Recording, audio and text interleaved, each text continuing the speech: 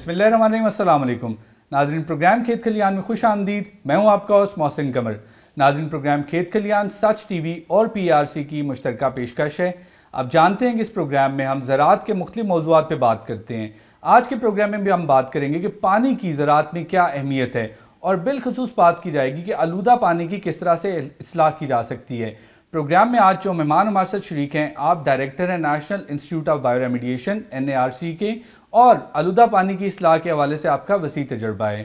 ہمارے ساتھ تشریف رکھتے ہیں ڈاکٹر عاشق محمد صاحب۔ السلام علیکم ڈاکٹر صاحب۔ وعلیکم السلام۔ ڈاکٹر صاحب تھینک یو ویری مچ، آپ نے ہمیں ٹائم دیا۔ ڈاکٹر صاحب سب سے پہلے یہ بتائیے کہ ایک زرعی ملک ہونے کے حوالے سے پانی کی ہماری زراعت میں کیا اہمیت ہے؟ پانی انسان کی بنیادی ضروریت ہے۔ پانی اگر نہ ہو تو زراعت کا ہونا ناممکن ہے۔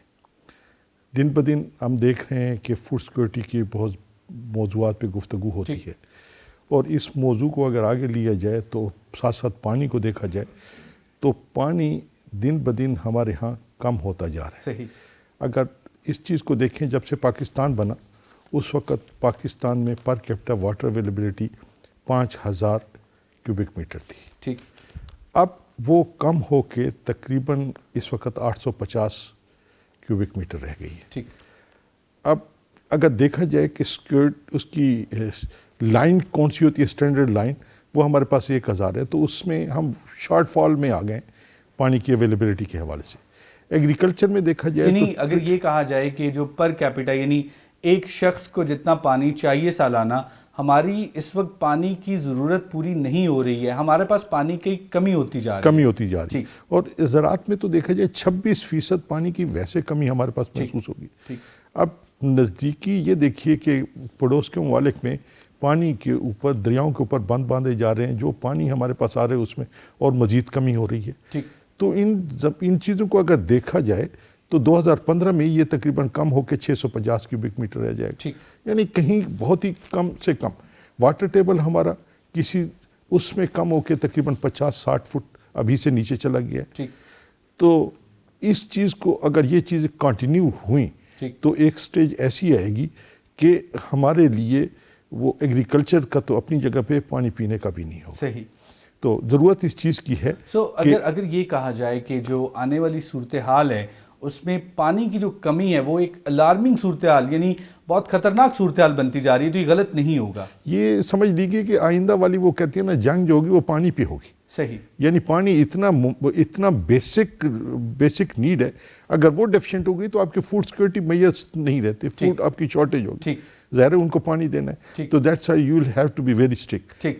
اب دیکھنا یہ ہے کہ ہمیں وہ مارجنل سورسز تلاش کرنے چاہیے جہاں کہیں پانی بھی اویلیبل ہو کسی جگہ، تو ہم اس کو ہارویسٹ کریں، ہم اس کو یوٹیلائز کریں۔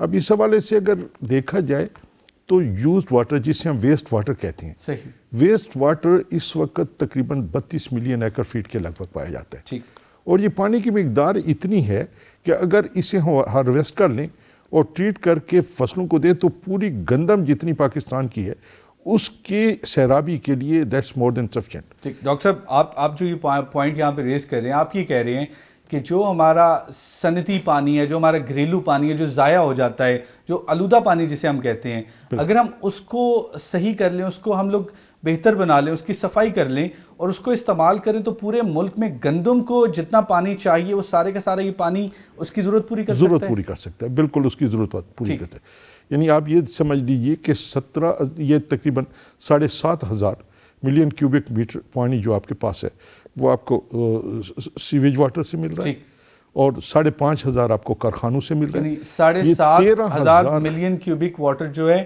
وہ آپ کو مل رہا ہے جو گھریلو استعمال کا پانی ہے۔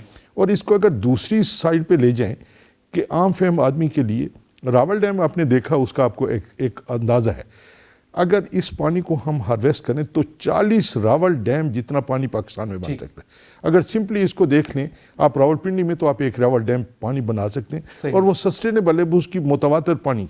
لاہور میں 4 راول ڈیم آپ کے پانی کے بن سکتے ہیں، کراچی میں 6 راول ڈیم آپ کے پانی کے بن سکتے ہیں، اس طرح مختلف علاقوں میں 1-1 2 تو 40 راول ڈیم اگر آپ کے متواتر بن جائیں اور وہ پانی استعمال کے قابل ہو جائے، تو ایک طرف دیکھیں آپ کی کتنی زمین سیراب ہو رہی ہے، دوسری طرف دیکھیں کہ یہ پانی جہاں بھی شہروں کے نزدیک یا اس میں ہوتا ہے تو جوڑ میں کھڑا ہوتا ہے، اور گاؤں میں اس کی بہت ہی قیمتی زمین ہوتی ہے، وہاں پہ گاؤں کے بیچ میں اس پہ بات کریں گے کہ جو اس کے نقصانات ہوتے ہیں اس پہ بات کریں گے، لیکن میں چاہتا ہوں کہ اس پہ تھوڑی سی بات کی جائے کہ جس کو ہم بایو ریمیڈیشن کہتے ہیں، جس کو ہم پانی کی آلودہ پانی کی اصلاح کہتے ہیں، اس سے آپ کی بیسیکلی مراد کیا ہے؟ یہ ایسا کون سا پانی ہے کہ جس سے پانی کی اصلاح کی جائے، اور وہ کیا اس کی کوئی کیٹیگری بنائی جاتی ہے؟ کیا اس میں زہریلا پانی بھی شامل ہوتا ہے؟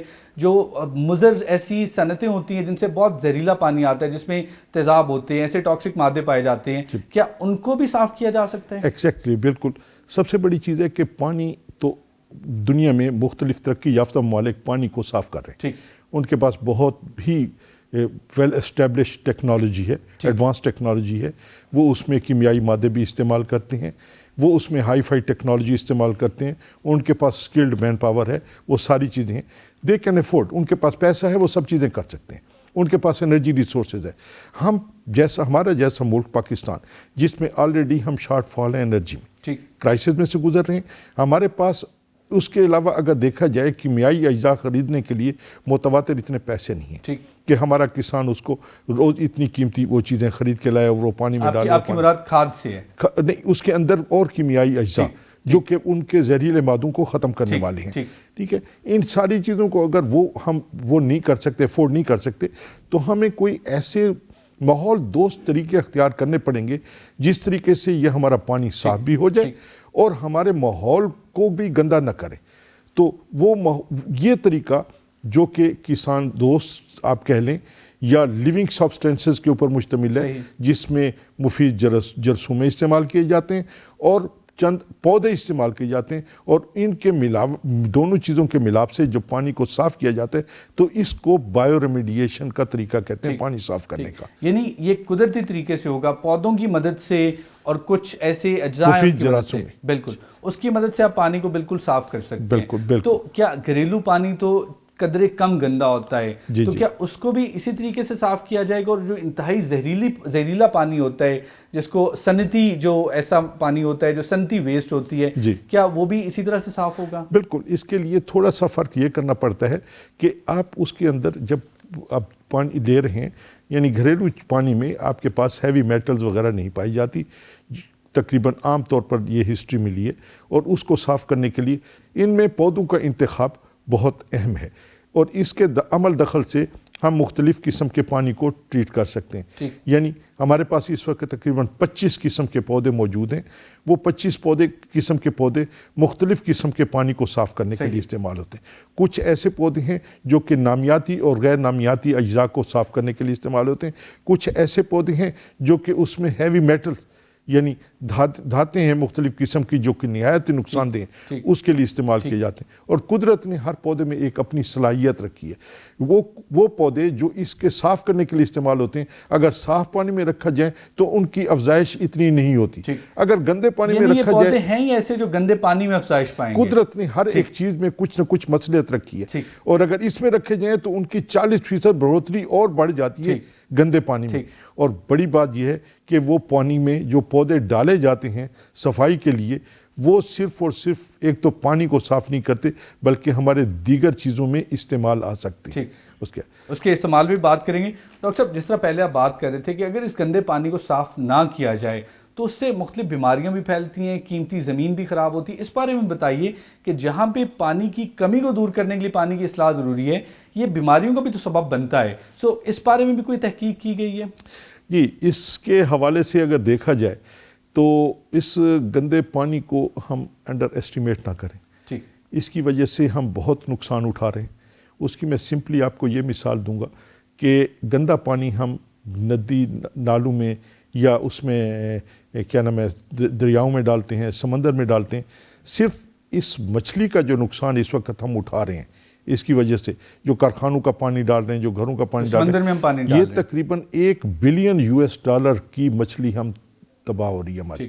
میں آپ کو بتاتا جاؤں کہ $1 بلین کا مطلب ہے کہ تقریباً 100 ارب روپے کا اس وقت جو ہے نقصان وہ گندے پانی جو سمندر میں جا رہے ہیں اور جو مچھلی کی صنعت کو اس سے نقصان ہو رہے ہیں، تقریباً پاکستانی 100 ارب روپے کا سالانہ نقصان ہو رہا ہے. اس کے ساتھ ہی اگر دیکھا جائے $2 ارب ملین $US کی آپ نقصان اٹھا رہے ہیں بایو ڈائیورسٹی کے حوالے سے. ٹھیک، یعنی بایو ڈائیورسٹی میں $2 بلین $2 ارب کا نقصان $2 بلین US. اور ان چیزوں کو اگر ساری چیزوں کو ملایا جائے تو اگر ہم اپنی GDP کا 1.83% آف آور GDP یہ ہمارا صرف واٹر بورن ڈیزیز پہ جا رہا ہے. یہ بہت خاصی مقدار ہے. اس لحاظ سے تو ہم ایجوکیشن پہ بھی اگر اتنا خرچ کریں تو کہاں سے کہاں آگے چلیں. آپ کا کہنے کا مقصد یہ، میں ناظرین کے لیے اس کو تھوڑا آسان بھی کر دیتا ہوں، کہ ہمارے ملک کی جتنی ٹوٹل پیداوار ہے اس کا تقریباً 2% یعنی 1.83% ہم لوگ جو پانی کی وجہ سے بیماریاں پیدا ہو رہی ہیں اس کے علاج پہ خرچ کر رہے ہیں. اور جو انسانی صحت کا ضیاع ہو رہا ہے، جو اس کی وجہ سے پریشانی ہو رہی ہے، وہ اس کے علاوہ ہے. اب دیکھ لیے اس کے ساتھ ہی تقریباً کوئی ہسپتال میں اگر سروے کیا جائے تو اس ہسپتال میں تقریباً 20 سے 25% بیڈز آپ کو ایسے ملیں گے جو واٹر بورن ڈیزیز سے منسلک ہوں گے. تو یہ وہ چیزیں ہیں جو کہ گندے پانی کی وجہ سے ہم متاثر ہو رہے ہیں. لہٰذا ان چیزوں سے نہ ایک صرف اس لحاظ سے ہم صحت کے فائدے اٹھا سکتے ہیں، پانی ہارویسٹ کر کے ہم ایگریکلچر میں لے کے جا سکتے ہیں، اور دوسری بات ہے وہ بہت قیمتی زمین. ڈاکٹر صاحب، میرا نہیں خیال کہ کوئی بھی بندہ آپ کی بات سے اختلاف کر سکتا ہے کہ جو پانی کی وجہ سے پیدا ہونے والے مسائل ہیں وہ اپنی جگہ پہ، اس کے ساتھ ساتھ جو پانی کی کمی ہے وہ بھی بہت بڑھتی جا رہی ہے. اب اس پہ بات کریں گے کہ یہ طریقہ کار کتنا آسان ہے، کتنا سہل ہے، اور کیا ایک عام کسان بھی اپنا جو آلودہ پانی ہے، جو اس کے گھر میں پانی ویسٹ ہوتا ہے، جو ضائع ہو جاتا ہے، جو شہروں کے ارد گرد صنعتیں پائی جاتی ہیں ان میں جو پانی ضائع ہوتا ہے، کیا اس کو ایک عام شہری، عام کسان، کیا ایک عام پاکستانی اس کو صاف کر سکتا ہے؟ یہ طریقہ کار کیا ہے، اس کے بارے میں جانیں گے لیکن ایک چھوٹے سے بریک کے بعد.